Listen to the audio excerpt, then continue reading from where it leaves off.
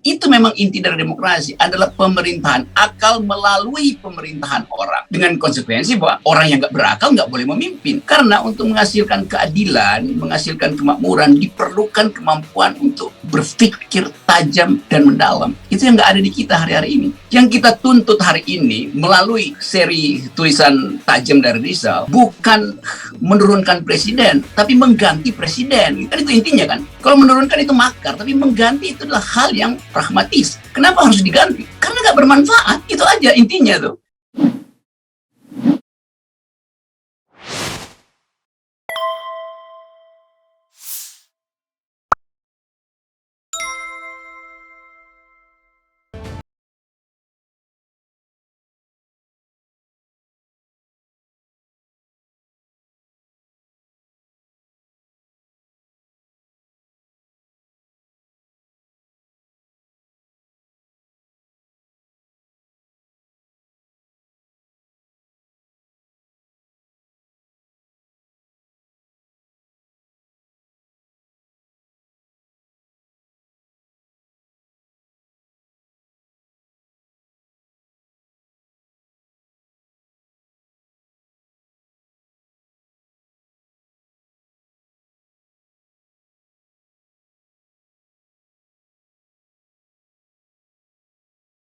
Ya, kita jumpa lagi dan kita jumpalitan lagi. Ya tadi disebut bahwa bukunya Rizal itu aset. Enggak, itu liability itu. Itu buku yang untung doang, nggak penting. Dan karena itu tidak perlu dibaca itu. Tapi itu kata pemerintah, bukan kata saya.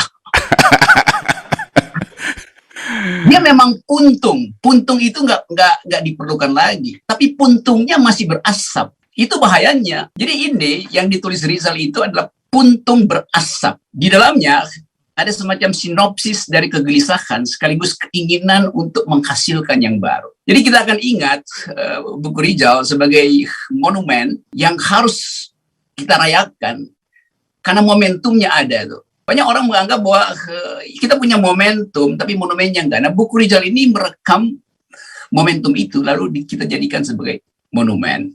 Jadi ini pentingnya buku itu tuh. Isinya tentu tentang upaya untuk restorasi demokrasi. Setiap kali kita bicara demokrasi, apalagi dalam bentuk kritik, itu artinya pemerintah itu gagal menghasilkan demokrasi.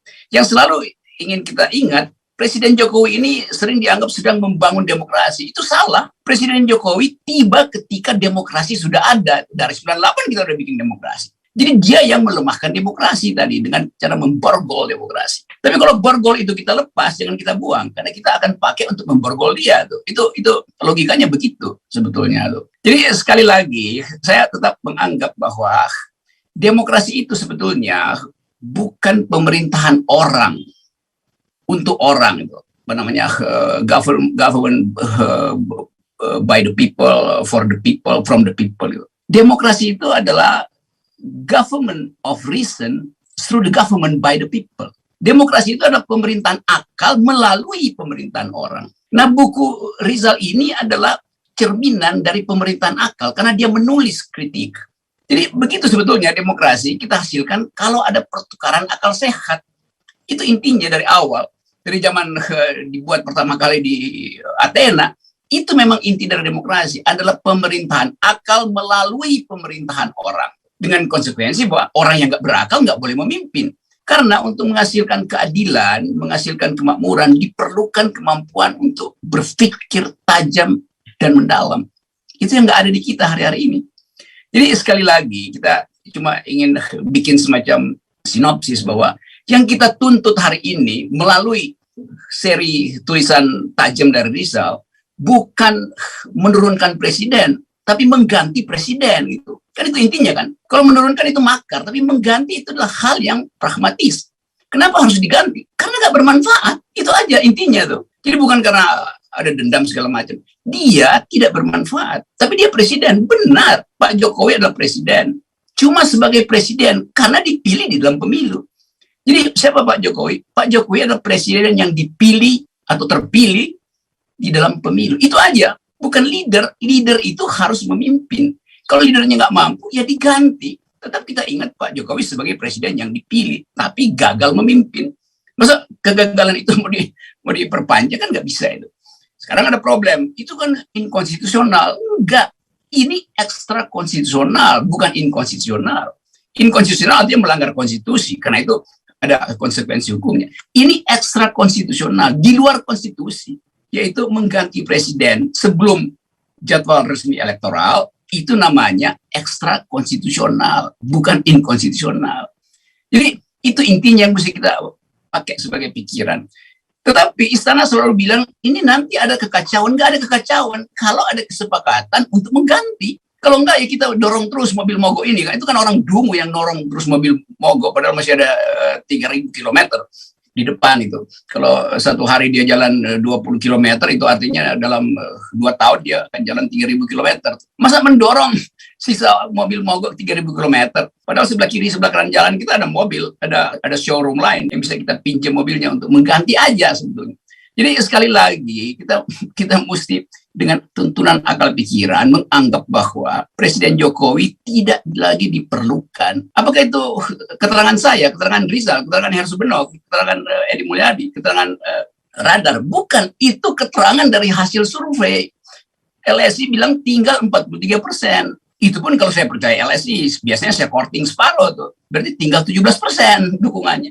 Jadi mogoknya di situ. Nah itu yang mesti kita terangkan pelan-pelan. Ini nggak ada soal dendam, ini cuma soal efektivitas kepemimpinan yang nggak lagi mampu untuk menghasilkan tuntunan. Jadi itu sebetulnya intinya tuh.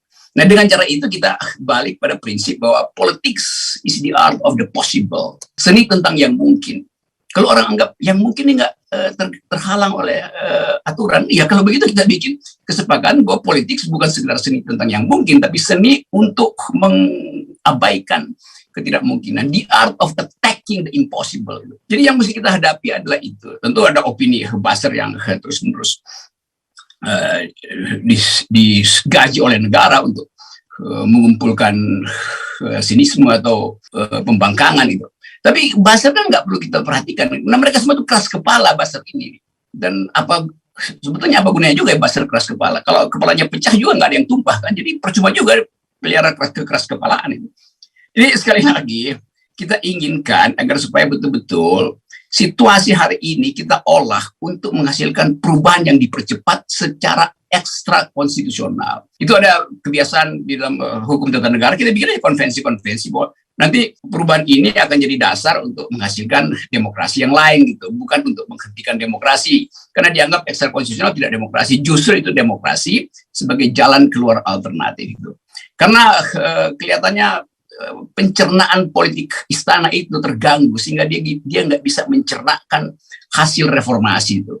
Dulu ada wartawan, dia tanya pada filsuf namanya Jean-Jacques Rousseau di Prancis. Dia tanya begini, Profesor Rousseau, apa yang menyebabkan demokrasi itu membusuk di Athena yang adalah tempat dilahirkannya demokrasi?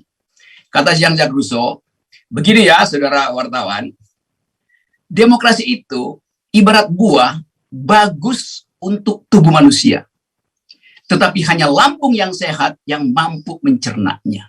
Sekarang pertanyaan kita hari ini adalah, lambung macam apa yang ada di istana sehingga gagal mencerna buah reformasi yang adalah demokrasi? Itu pertanyaan etis sekaligus pertanyaan politis. Dan kita akan jawab itu dalam upaya untuk menghasilkan ulang Indonesia menuju akal sehat, kemakmuran segala macam. Nah karena itu saya sebetulnya membayangkan secara agak satiris bahwa hari ini ke 17 Agustus itu mungkin periode di end game-nya berlangsung begitu. Nah, tentu kita tidak menginginkan bahwa 17 Agustus inspektur upacaranya bukan lagi Pak Jokowi. Mungkin masih Pak Jokowi, tapi setelah itu akan terjadi semacam pemulihan akal sehat untuk menganggap bahwa oke, Pak Jokowi silahkan memimpin upacara terakhir di tahun ini. Karena setelah itu akan ada relasi baru dengan kekuasaan yang kita sebut perubahan secara ekstra konstitusional, bukan inkonstitusional. Referensinya nanti akan dibuatkan oleh Refli Harun. Saya hanya mengajukan provokasi. Jelas ini provokasi berbasis akademik. Cukup.